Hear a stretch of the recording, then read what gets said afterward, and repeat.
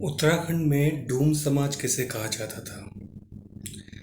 Actually Doom हर गांव के बाहर आपको एक छोटी सी ज़मीन दे रखी होती है गांव वालों ने।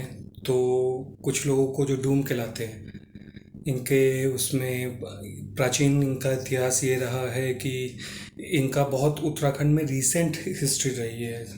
क्योंकि ये लोग शरणार्थी थे। डूम का मतलब होता है पहाड़ी में बाहरी आदमी, जो मतलब बाहर से आया हुआ आदमी है जिसका कोई अता पता नहीं है और जिस पे विश्वास नहीं किया जा सकता। तो ये गढ़ से बाहर से आए हुए लोग थे जो गढ़ में शरण लेने आए थे। उनके यहाँ हमला हुआ था या कुछ खाने पीने का वांदा था, तो वो रोजगार के लिए आए थे। तो इन्होंने गांव वालों ने शरण दी थी और ये गांव वालों की खेती में मदद करते थे, जिसके एवज में इन्हें गांव का एक 10वां हिस्सा फसल का इन्हें दिया जाता था। तो डूम कम्युनिटीज़ के साथ ये था कि ये मेन स्ट्रीम में इन्हें नागरिकता नहीं मिली हुई थी।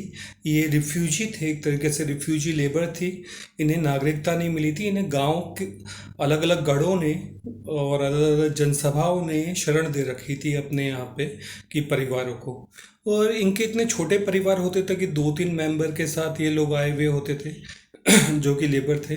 तो इसमें होता था कि जब तक ये मतलब अपनी जनसंख्या बढ़ा के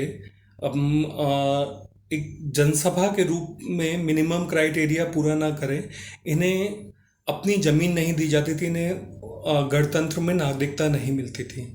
तो इनको नागरिकता मिलने के लिए एक मिनिमम जो, क्योंकि ये ब्लड ब्रदर ट्राइबल सिस्टम था, गढ़ सिस्टम, यहाँ पे पूरे गांव ब्लड के रिलेशन से जुड़े होते थे और एक जॉइंट फैमिली की तरह वो लोग काम करते थे। तो डूम भी जब तक अपनी जनसंख्या ना बढ़ा ले कि वो एक ब्लड ब्रदर ग्राम सभा बना ले, तो तब तक उन्हें कोई ज़मीन नहीं दी जाती थी। और ज़मीन देने के बाद वो डूम नहीं रहते थे, वो छोटे राजपूतों में शामिल होते थे। उन्हें छोटे राजपूत कहा जाता था क्योंकि उनकी संख्या कम होती थी। क्योंकि राजपूतों की गढ़ की संख्या, उसमें रहने वाले मर्द औरत, जवान मर्द औरत की संख्या से नापा जाता था कि एक गढ़ कितना प्रभावशाली है या कितना विस्तृत है इस ट्राइबल सिस्टम में।